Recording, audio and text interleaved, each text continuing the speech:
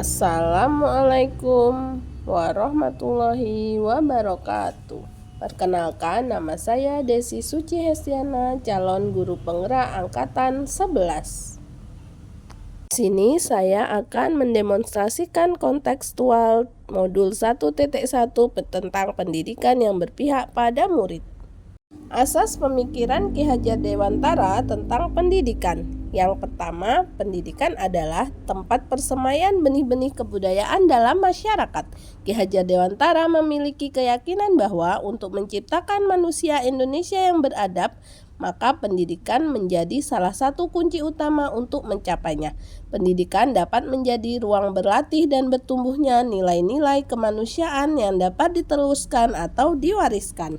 Yang kedua yaitu tujuan pendidikan. Tujuan pendidikan yaitu menuntun semua kodrat yang ada pada anak-anak. Hal ini berarti bahwa pendidikan menuntun segala kodrat yang ada pada anak-anak agar mereka dapat mencapai keselamatan dan kebahagiaan yang setinggi-tingginya, baik sebagai manusia maupun sebagai anggota masyarakat.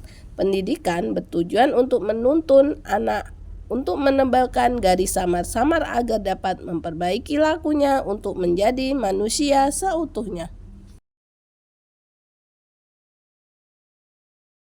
Pendidikan anak sejatinya menuntun anak mencapai kekuatan kodratnya, yaitu kodrat alam dan kodrat zaman.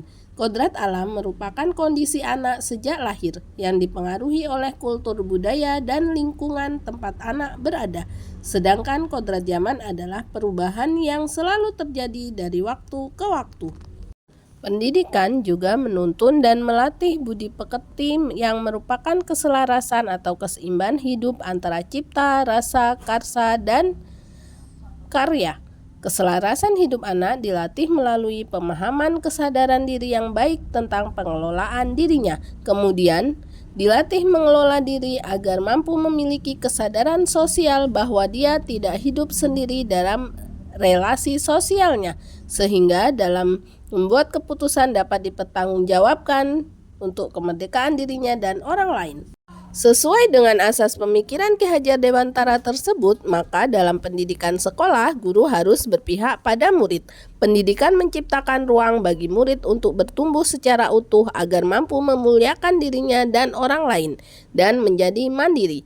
Kekuatan diri yang dimiliki membuat murid menjadi cakap mengatur hidupnya tanpa perintah orang lain, sehingga guru harus bisa memahami karakter murid, mampu menuntun murid sesuai dengan kodratnya yaitu kodrat alam dan kodrat zaman, dan dapat melatih murid memiliki pengetahuan serta menuntun murid memiliki budi pekerti yang luhur.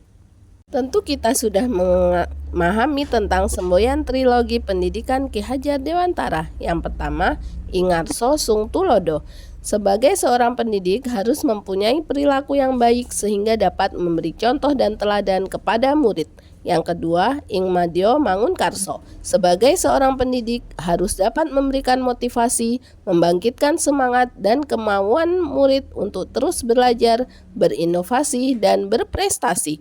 Yang ketiga, Tutwuri Handayani. Sebagai seorang pendidik harus dapat memberikan dorongan serta arahan kepada muridnya. Dengan menerapkan semboyan trilogi pendidikan tersebut, diharapkan guru dapat berpihak kepada murid dengan 1. Memberikan penanaman budi pekerti dengan menjadi tauladan atau contoh yang baik kepada murid. 2. Memberikan kemerdekaan dalam belajar agar murid selamat dan bahagia baik secara manusia maupun anggota masyarakat. Ketiga, memberikan ruang kepada murid untuk mengembangkan minat dan bakat murid, misalnya melalui kegiatan ekstrakurikuler. Dan yang keempat, membimbing murid dalam beradaptasi dengan zaman seperti memanfaatkan teknologi. Sekian dari saya, semoga ilmunya bermanfaat. Terima kasih. Wassalamualaikum warahmatullahi wabarakatuh.